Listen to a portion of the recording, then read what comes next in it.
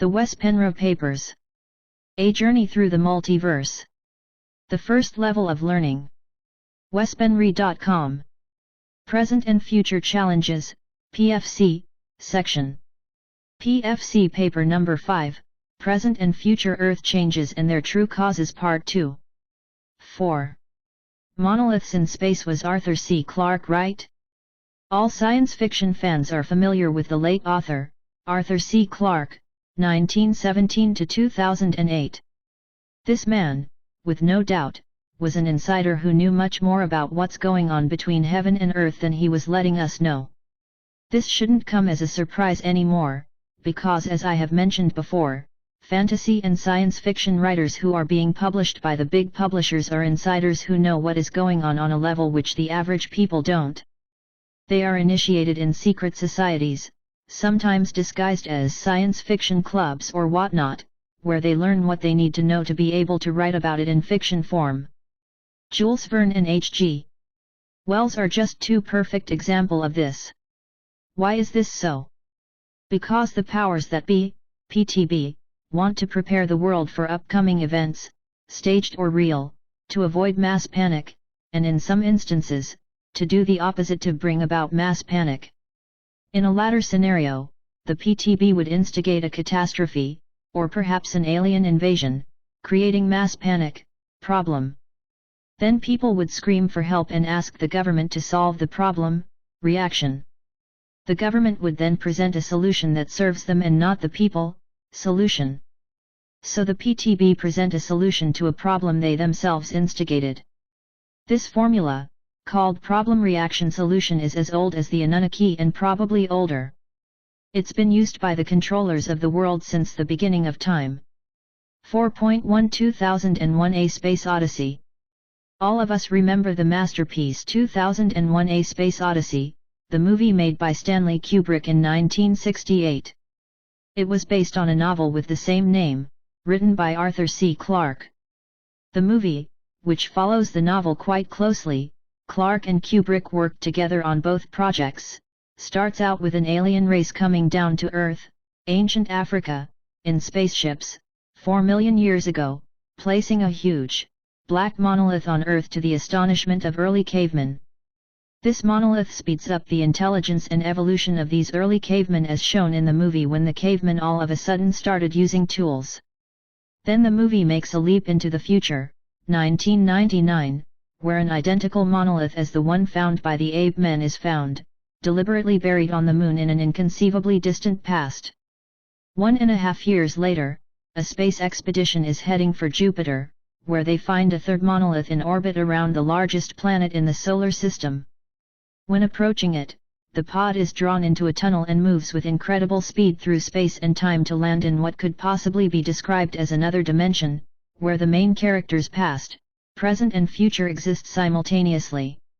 This is the extremely condensed storyline, but it's a very interesting one, because the basic of it is true.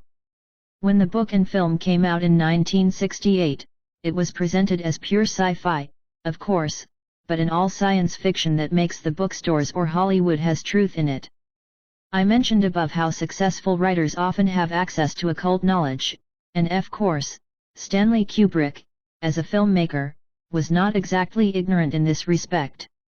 It certainly looks as if the two were trying to prepare us for future events.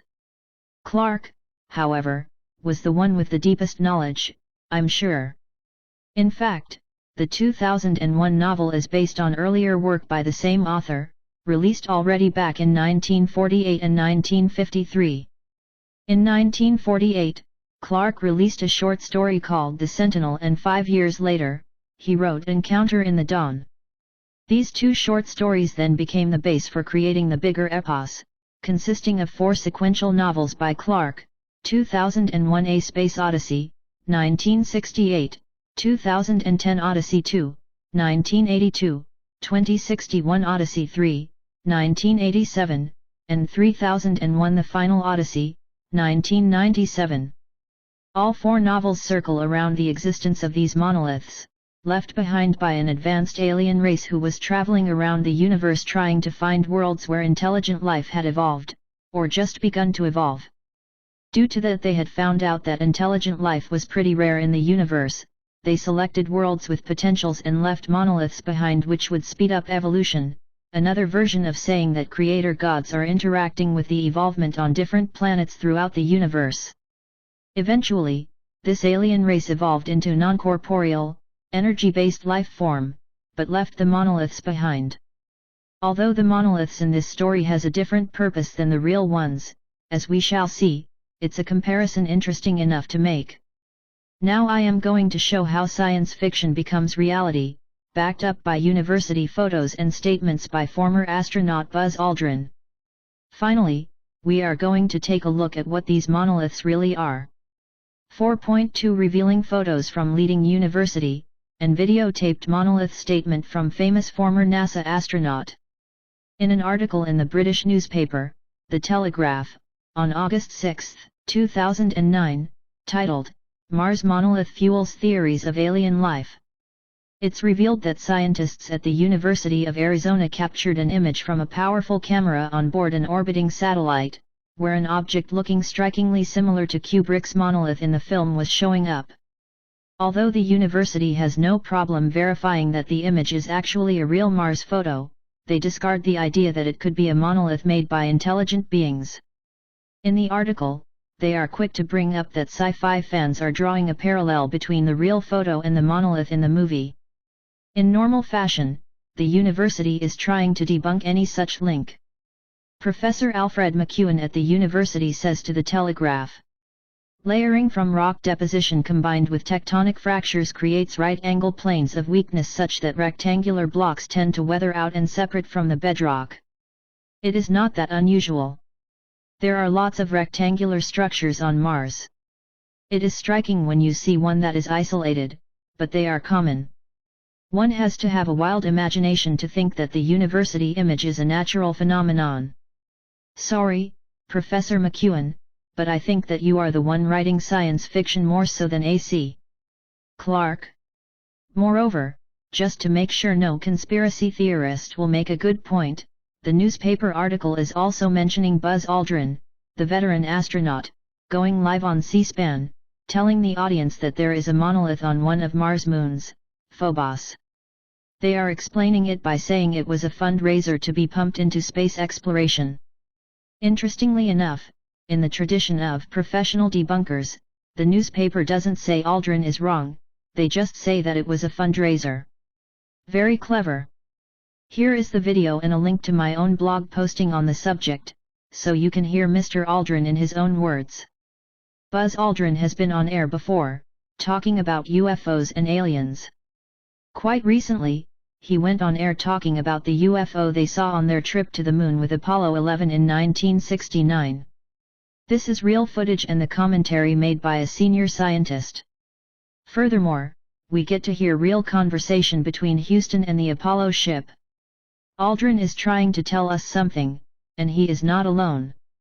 It's well known that he used to suffer from depression and alcoholism, however, seeming to be sober these days.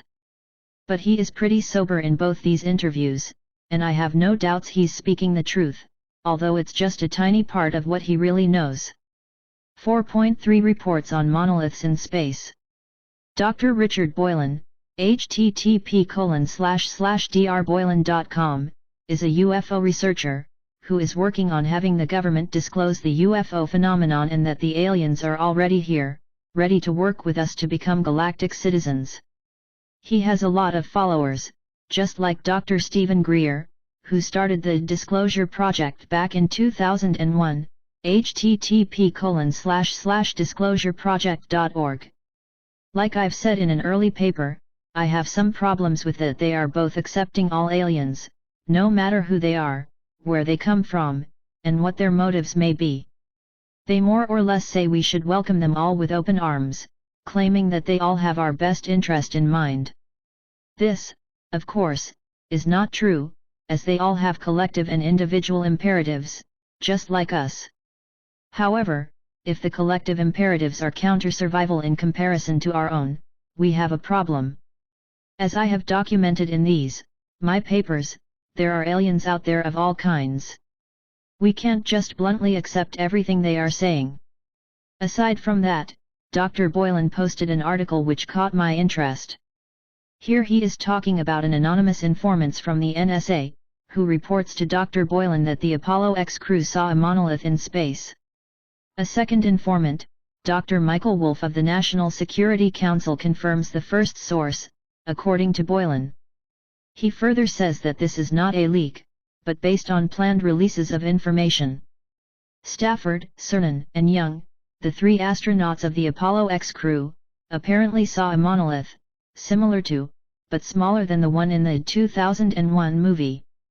Still, they were not the first humans in space spotting these monoliths. Cosmonaut Yuri Gagarin saw the same thing, says Boylan, back in 1961.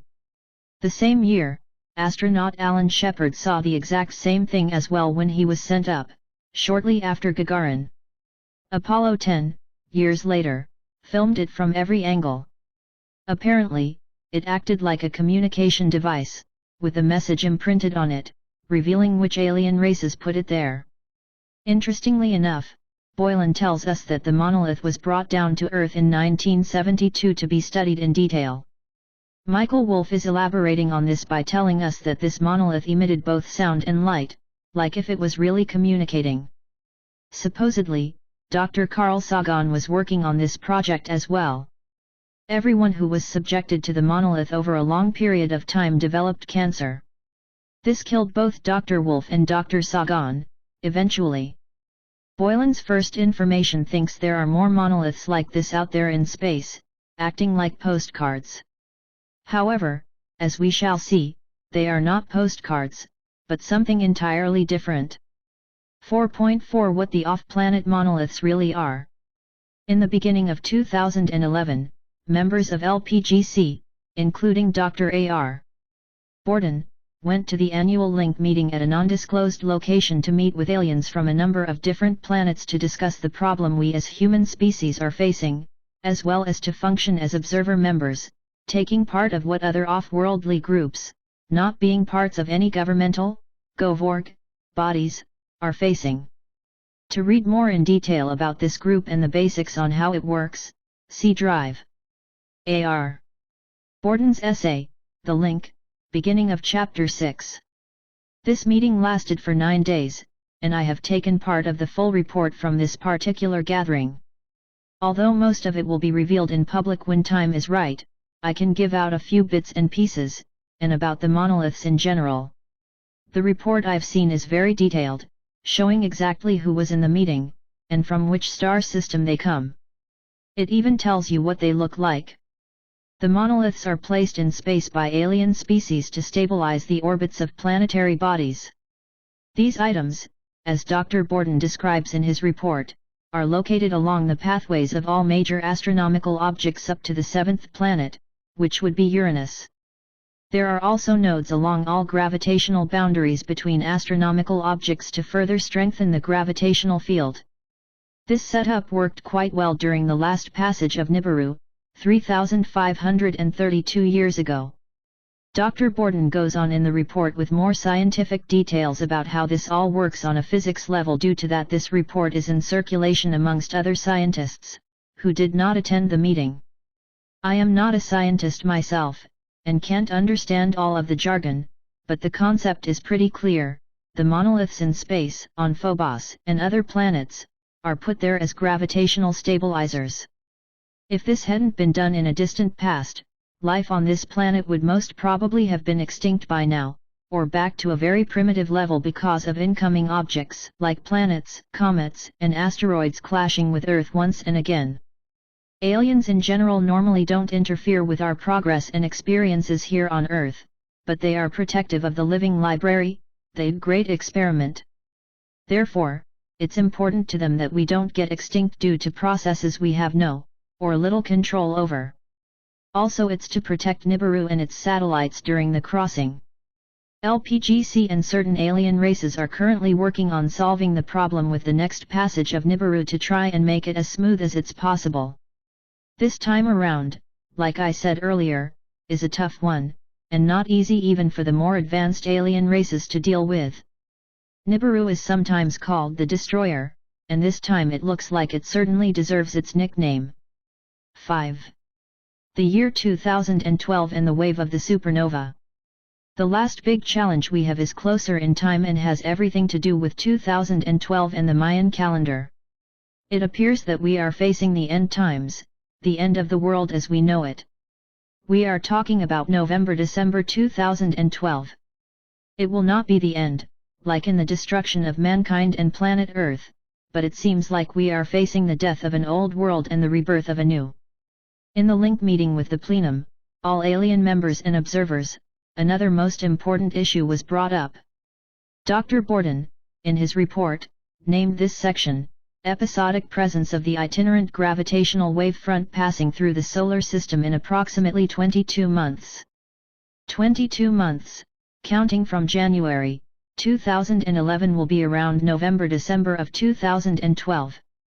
According to what members of the plenum told the LPGC members, a wave of a supernova is going to hit the solar system around this time. This is something they have discovered, but it is not clear yet which star it's related to, or how many light-years away. This gravity wave is not electromagnetic in nature, and depends upon dark energy for its sustenance and involves time in a most unexpected way. This, again, is quite scientific and requires an understanding of how space/time and time/space works, matter and antimatter. Excluding most of the scientific language here in this paper, a summary of the report would be that the wave front in itself will perhaps not affect us to any major extent, but the aftermath might. The report says that we, at a minimum, would feel like we are reliving moments before the passage as though it never happened before, but we would experience them as a déjà vu. At maximum, and I quote, the passage may literally induce a sufficiently severe wake such that our medium is momentarily cloaked, as in gone off phase, from the rest of our local solar system space/time ratio. Internally, this would be much like the day of the Lord wherein/when in time stops completely, such that the Earth/solar system would seem to go through a tunnel and come out at the other end hopefully on the same timeline as when it entered the wake. Apparently, this kind of phenomenon, according to more advanced civilization 3 members, is not too uncommon, which makes sense, if all supernovae send out a wave front in all directions. With only space, and no significant objects to stop its progress, it may only gradually lose its intensity, if at all. If this is true, and only my own speculations, many other solar systems will be, and have been already affected as well. So in this case, just like with the passing of Nibiru, it's uncertain exactly what will happen, but it's interesting to compare this information with both the RA material, Royal/Priest in their Prism of Lyra, and the teachings of Barbara Marciniak's Pleiadians.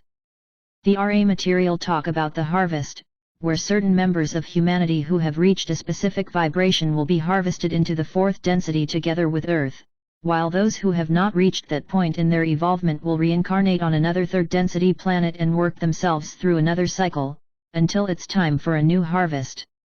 Reading the material with the supernova in mind should be quite interesting. The Pleiadians are even more so. In their lecture, Moon Musings No. 55, September 11, 2010, CD No. 2, they are talking about the wave of the supernova, in quite an encoded, many-faceted language, referring to the same time period as Dr. Borden and his ET friends describe. The Pleiadians refer to it as a part of the enlightening wave coming in and hitting us both from the Sun and the galactic center at the end of the nanosecond, 1987 to 2012.